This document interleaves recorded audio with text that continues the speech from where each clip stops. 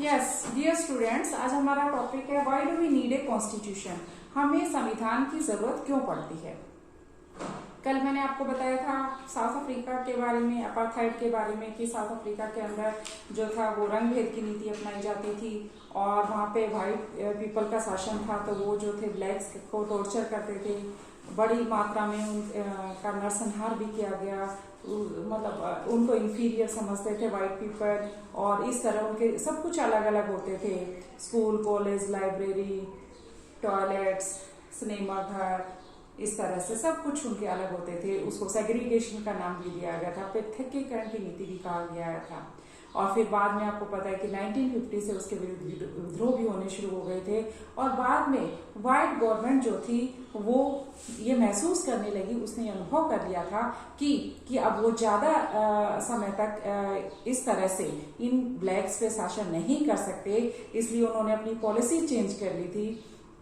और बाद में जो नेल्सन मंडेला थे, जब वो जेल से बाहर आए 28 ईयर्स के बाद, तो उसके बाद वो फिर वहाँ के ये साउथ अफ्रीका जो था वो आज़ाद हो गया, और इस तरह से साउथ अफ्रीका डेमोक्रेट बन गया, और इस तरह से फिर साउथ अफ्रीका के अंदर जो था कॉन्स्टिट्यूशन को बनाने का काम शुरू हुआ। So why do we need a constitution, हमें कॉन्स्टिट्यूशन की जरूरत क्यों पड़ती है। साउथ अफ्रीका, अब हमें संविधान की क्यों जरूरत होती है, इसका सबसे अच्छा एग्जाम्पल साउथ अफ्रीका है।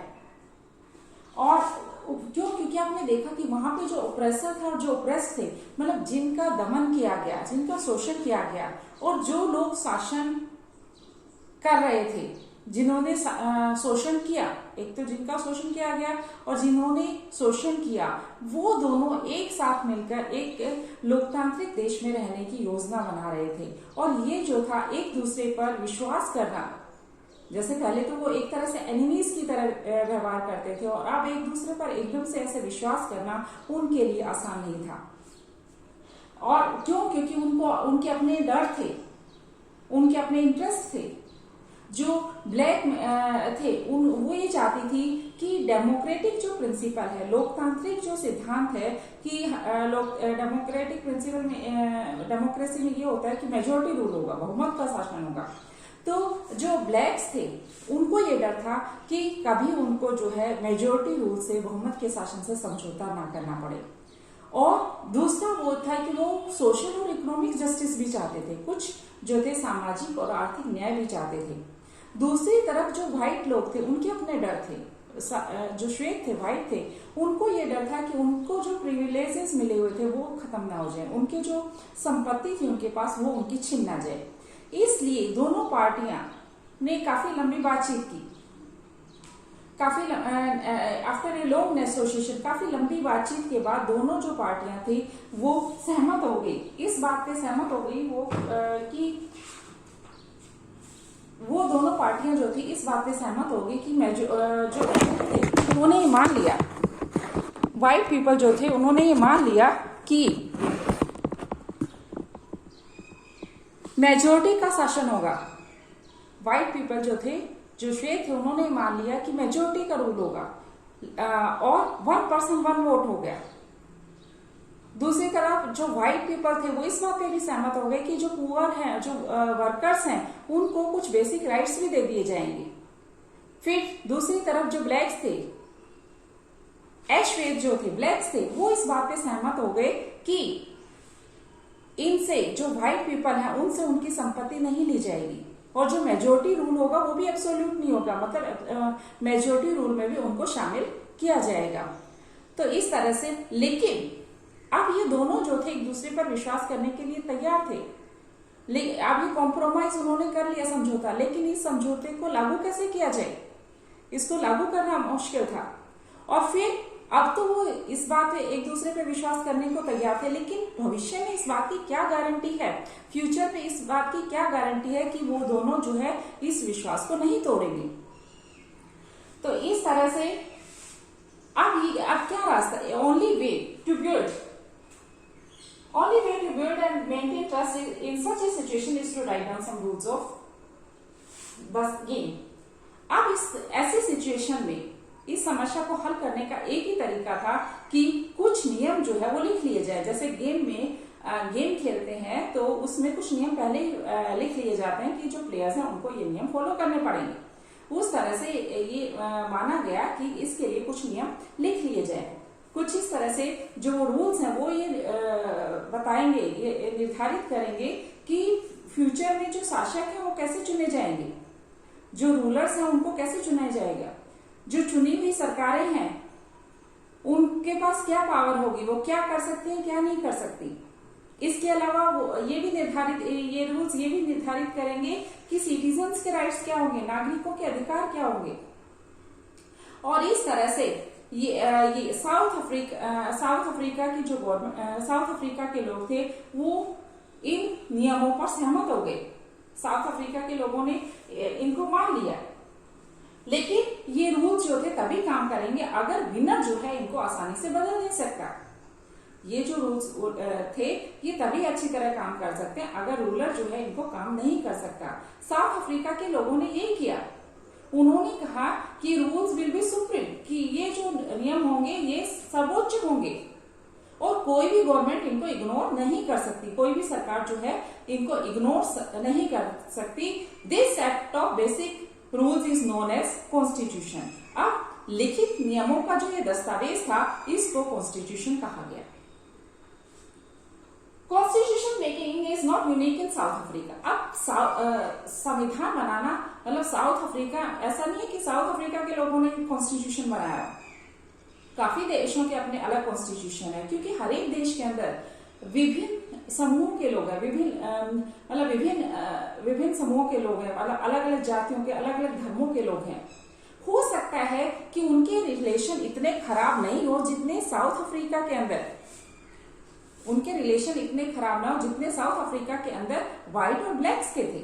लेकिन फिर भी सब जगह जो है वो उनके आइडियाज में, उनके इंटरेस्ट में अंतर होता है, उनके विचारों में मतभेद होता है विभिन्न लोगों के विचारों में।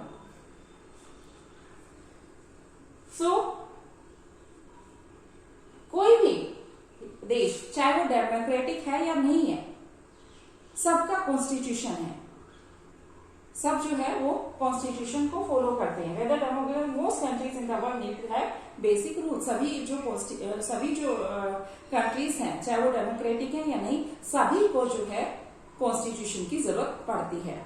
अच्छा, ये सिर्फ गवर्नमेंट पे ही अप्लाई नहीं करता, जो एसोसिएशन होती हैं, एसोसिएशन को भी कॉन्स्टिट्यूशन की जरूरत होती है। इसी तरह से आपके एरिया में कोई क्लब है, कोई कोऑपरेटिव सोसाइटी है, पॉलिटिकल पार्टी है, हर एक को जो है वो कॉन्स्टिट्यूशन की जरूरत पड़ती है। अपनी ये भी ऑर्गेनाइजेशन है, इसके ये भी कुछ रूल्स फॉलो करती है, इसके भी रूल्स हैं, कॉन्स्टिट्यूशन है जिनको ये फॉलो करती है। So constitution of a country is a set of written rules. Constitution is a set of written rules that are accepted by the people living in the country. संविधान जो है वो लिखित नियमों का एक दस्तावेज है। कॉन्स्टिट्यूशन या संविधान जो है वो लिखित नियमों का एक दस्तावेज है जो उस देश में रहने वाले हर एक लोग उसको स्वीकार करते हैं। It is a set of written rules that are accepted by the people living in the country. So, Constitution, it is the supreme. Constitution is the supreme law. Constitution जो है वो सर्वोच्च कानून है। And it determines the relationship among the people living in a country. It determines the relationship between the people living in a country and the relationship between the people and the government. ये जो है एक देश में रह रहे लोगों के आपसी संबंधों के को भी निर्धारित करता है और सरकार और लोगों के संबंध को भी। So a constitution does many things. इस तरह से संविधान जो है बहुत सी चीजें करता है। या what is the importance of constitution? Constitution का महत्व क्यों है? Because it does many things. ये बहुत सारे काम करता है।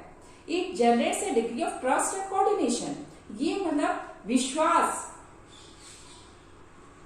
की भावना बनाता है या तालमेल बनाता है। That is necessary for the different kind of people living in a country. मतलब देश में जो रह रहे विभिन्न लोग हैं उनमें विश्वास की भावना को जनरेट करता है। ये विश्वास की भावना को जागृत करता है और जो कि देश के अंदर रहने वाले विभिन्न प्रकार के लोगों के लिए जरूरी है। दूसरा, it specifies how the government will be constituted, कि सरकार का निर्माण कैसे होगा। इससे हमें यह भी पता चलता है कि सरकार का निर्माण कैसे होगा। How the government will be constituted and who will have the power to take this decision, कौन सा डिसीजन कौन लेगा, कौन डिसीजन कौन लेगा, कौन जो है वो कौन सा डिसीजन ले सकता है। तो इस तरह से it generates A degree of trust and coordination that is necessary for the different kind of people living in a country, and it specifies how the government will be constituted, सरकार का निर्माण कैसे होगा, and who will have the power to take which decision, कौन जो है किसके पास कितनी पावर है, मतलब कौन सा डिसीजन कौन ले सकता है। It lays down the limits on the powers of the government, ये सरकार की जो सत्ता है उस पे सीमाएं लगाता है कि मतलब सरकार कुछ भी वैसे नहीं कर सकती, अकॉर्डिंग टू द कॉन्स्टिट्यूशन सरकार को चलना पड़ता है। So it lays down the limits of the government, ये सरकार की जो सत्ता है उसको उस पे सीमाएं लगाती है, उसको मतलब जो है सरकार जो है वो अपने आप कुछ भी नहीं कर सकती। और हमें ये भी बताती है what are the citizens rights, नागरिकों के अधिकार क्या है। Fourth, it expresses the aspiration of the people about creating a good society.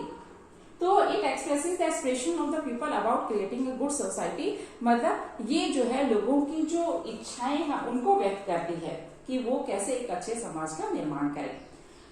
All countries that have constitution are not necessarily that they are democratic. जो सारे के सारे देश